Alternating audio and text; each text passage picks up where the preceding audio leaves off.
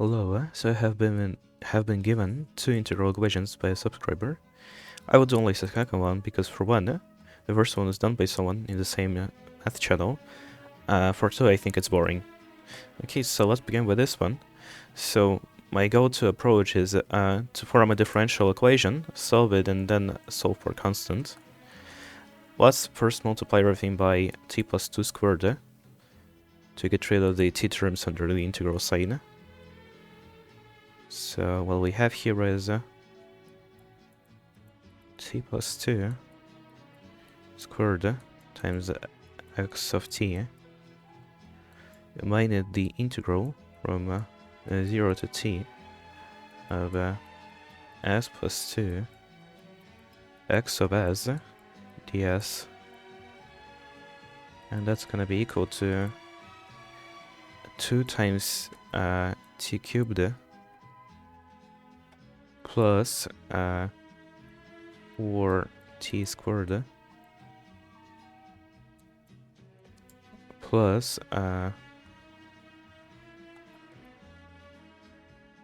4t, I think.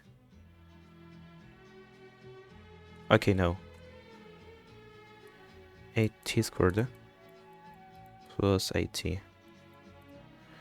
Okay, now let's differentiate both sides. What we're gonna have is 2 times t plus 2 times x of t plus x prime of t times t plus 2 squared minus, now we're integrating this integral. It has variable bound, it doesn't have t inside, so it will be like differentiating a constant, sort of.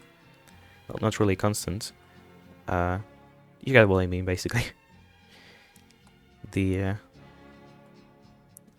integral is dependent on the variable t in such a way that it's only the bound that matters. The function doesn't alternate, so we can just take this out. Have s plus 2. Okay, not s, t plus 2 times x of t. And the right hand side is going to be 6t squared plus 16 t plus 8. Now here we have like terms, so let's clump them in together, and let's divide both sides by t plus 2 squared. So we have x of t over t plus 2 plus x prime of t equal to this expression over t plus 2 squared. Let's expand it out. It's going to be t squared plus 4t plus 4. And now let's rewrite this fraction in a form that will be simpler to work with in our context, because what we're going to do later on is integration. And while having this entire giant thing is not really suitable for that. So let's begin by picking out the 6 here. We have 6 plus, now 16 minus 24 is going to be negative 8t. 8 minus 24 is going to be 16. Minus 16. Well, you get what I mean. And you can see that this is basically minus 8 times t plus 2, so let's factorize t plus 2 again. What we have here is 6 minus 8 over t plus 2. Okay, so we have this equation, and for one, you can see that we have t plus 2 here and here, so it's kind of gonna be a little easier to work with. I'm just gonna do the typical way to solve differential equations of this form. I'm just gonna say that there's a function after multiplication of which by 1 over t plus 2 is gonna be its derivative. So let's do that.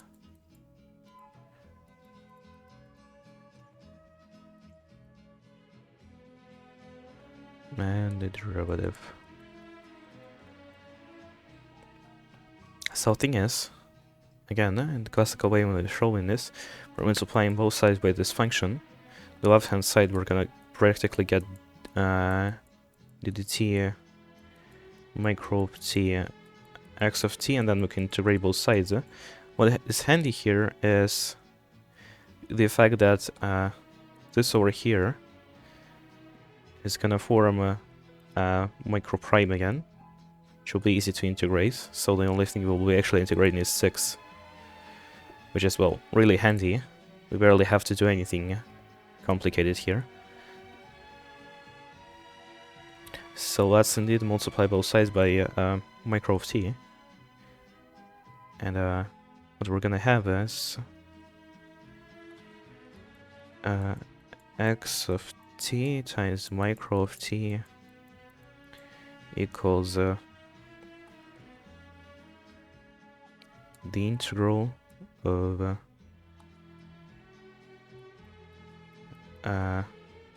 6 micro of t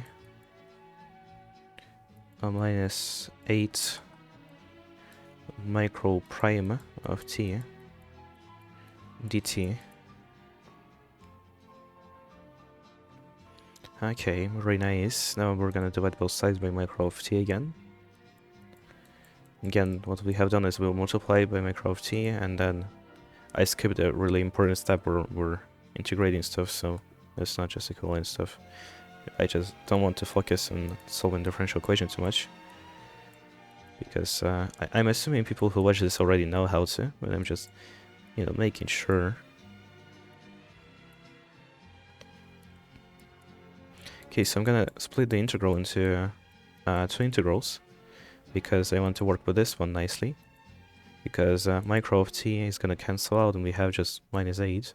I'm not gonna write down the constant for the second integral, because I'm gonna do it here later on. So x of t equals well, okay, now we have gone to a point that we actually need to find the micro, so let's go ahead and do that.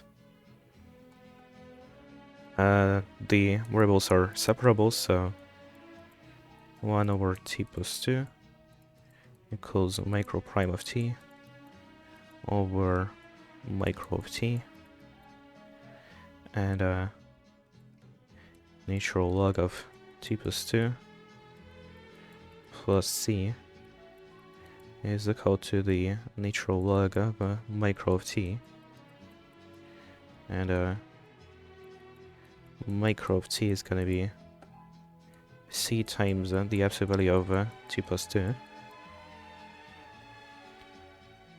Okay, good. Now actually work with that.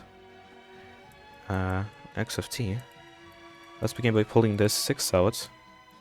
Next, the constants are gonna cancel out here and here, so I'm not gonna write them down. I'm gonna write down on the absolute value here.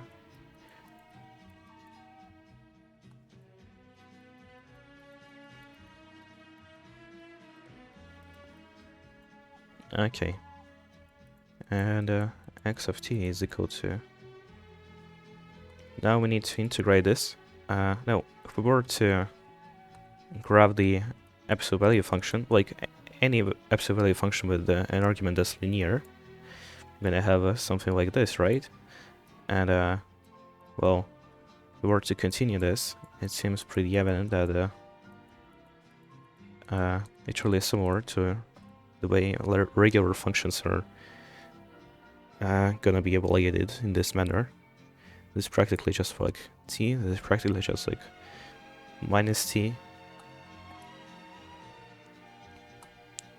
So on the part of the function where it behaves like t, that's gonna be t squared over 2, and the part of the function where it doesn't belong to that is gonna be minus t squared over 2. Now, how do we generalize this? We really only need a function that would change the sign depending on where t is located. I'm currently looking at absolute value of c, but if it was not the absolute value of c, we could just shift stuff. So what I can do is I can take the absolute value of t and divide it by t, and it's basically the sine function. Now, you would ask me, well, you're might be divided by 0, and we go back over here, it is implied that t can be equal by 2 minus 2 by the domain of the function, so that's not a problem. So in the end, this integral is gonna result in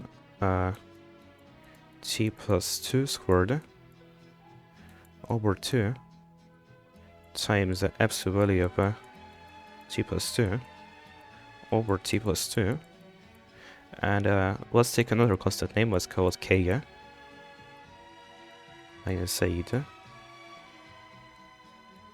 Let's call it k1 actually. Okay, and let's continue with this. These two are gonna cancel out. This will cancel the square.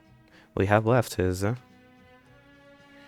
3 times t plus 2 minus 8 plus k over absolute value of t plus 2. So we have actually found the function. Well, not really. We found a function in terms of a constant that we still do not know. So rate t minus 2 plus k over the value of t plus 2. Now what we have to do is we have to plug this into the original equation and find the k. So let's do precisely that.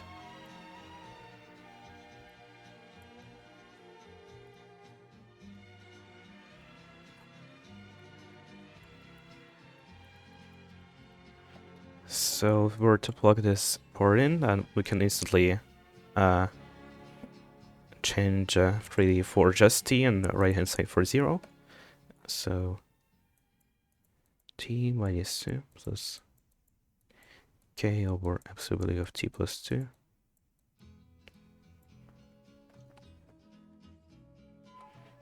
minus 1 over t plus 2 squared have integral from 0 to t of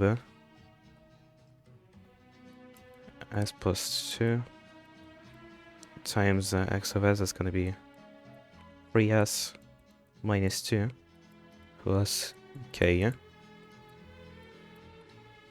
over s plus 2 in the absolute value function, and ds. That's gonna be equal to 0 finally.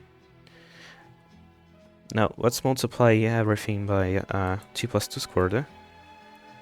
So what we have here is t plus 2 squared times t minus 2 plus k times the absolute value of t plus 2 minus, and now we have to deal with this integral. So let's begin by multiplying stuff out.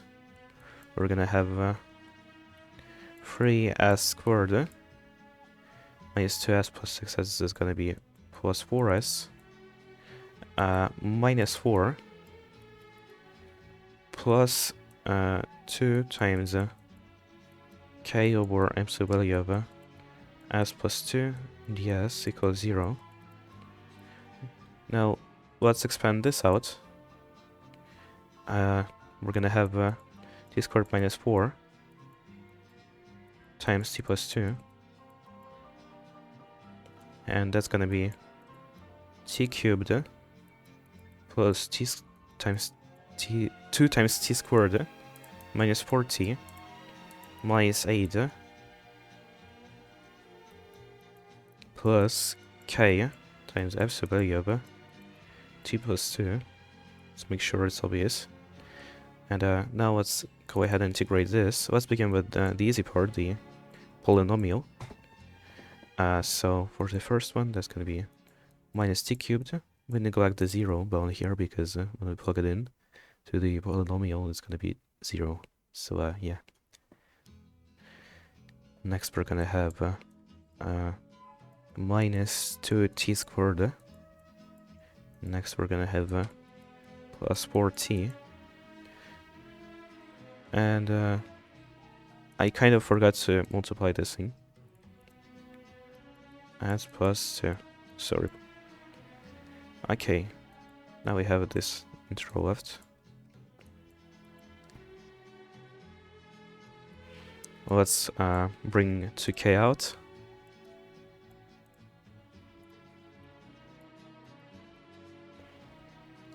Have here is s plus 2 over value of s plus 2 ds equals 0. Now let's deal with this. I mean, this and this cancels out, and this cancel out, this and this cancel out. So what we have left is k times absolute value of t plus 2 minus 8 minus 2k times this integral. No, let's work with this. I forgot the absolute value function here. Okay. So this is essentially just going to be 1 for positive values of t, and minus 1 for negative values of t. And after integration, that's going to be t and minus 2 respectively. Now again, minus t for t less than 0, t for t greater than 0. Well, not 0, we have plus 2 in this case after we like do substitution and stuff. So essentially, the integral of this function is just going to be the absolute value of t plus 2. We plug this in, it's going to be the definite integral is going to lead to absolute value of t plus 2 minus absolute value of 2, which is just going to be 2.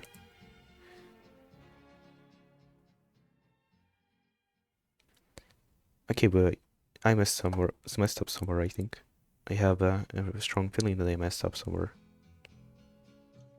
I can just fill it.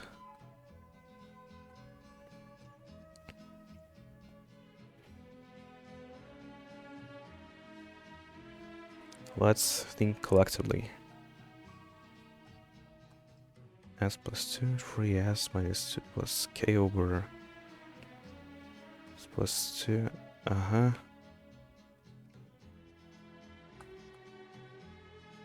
Okay, no, I did not mess up. Good. Minus 2k times the absolute value of plus 2. That's gonna be equal to... Okay, not just that. How could I forget minus 2k times absolute value of 2? That's gonna be 4.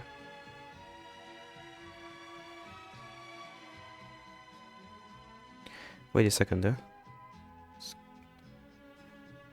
S plus 2. Where did I get the 2 from? Here. Huh? It shouldn't be here, right? Yeah, it shouldn't. Oh, I can see why. I tried to multiply by s plus 2 separately. Okay, so that's a really big error. It will mess everything up. I can see now why I felt like I was messing something up. So here the upper bound and the lower bound also has to be evaluated, so that's plus 4k, yeah? Because what we have here is k times absolute value of 2, so okay, it's not gonna be a plus 4 because we have just removed that coefficient. I don't know where it popped up. I'm sorry, chat. Okay, now equal to 0. This and this cancel out. We move 8 to the right hand side. 2 times k equals 8. And k is equal to 4. Now, let's just check it real quick, because I don't really believe myself. I mean, why would I? This mathematics may proof for everything. I can't just say I'm right and you're wrong. So we have this function in the end. Now, I don't want to bother with the rigorous proof because it already comes down to just me doing the same calculations all over again. So what I'm gonna do is I'm gonna just plaster graphing calculator result of this, and the pinned comments. Okay, so thanks for watching. Bye.